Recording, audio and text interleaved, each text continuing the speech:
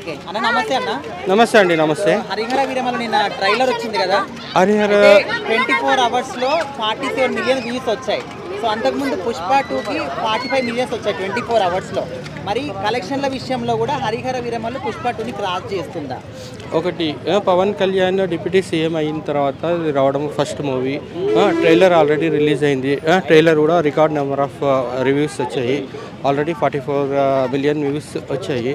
ఇంకా ఏంటంటే we're expecting that more number of reviews will come. Definitely record number of collections కూడా ఇది break చేస్తుంది. ఒకటి ఏంటంటే పవన్ కళ్యాణ్ కోసం చెప్పాలి అంటే అతను ఏంటంటే నిస్వార్థపరుడు.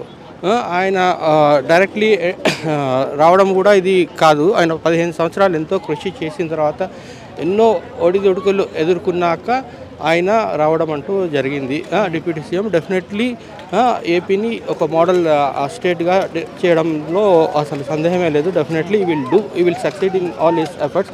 అండ్ ఒకటి ఫైనల్గా మనం చెప్పాల్సింది ఏంటంటే coming to this movie record number of collections అయితే వస్తాయని అయితే మేమైతే ఎక్స్పెక్ట్ చేస్తున్నాం. Thank you. పవన్ కళ్యాణ్ గారి పాండియా లెవెల్లో ఫస్ట్ సినిమా ఇది. అండ్ దట్టు డిప్యూటీ సీఎం అయిన తర్వాత ఫస్ట్ సినిమా. మరి కలెక్షన్లు కావచ్చు, స్టోరీ కావచ్చు, మూవీ క్రేజ్ కావచ్చు, ఎట్లా ఉంటుంది? ఒకటి పవన్ కళ్యాణ్ గారు ఏ రోజు కలెక్షన్స్ కోసం అయితే ఏ రోజు ఎంపర్లాడలేదు.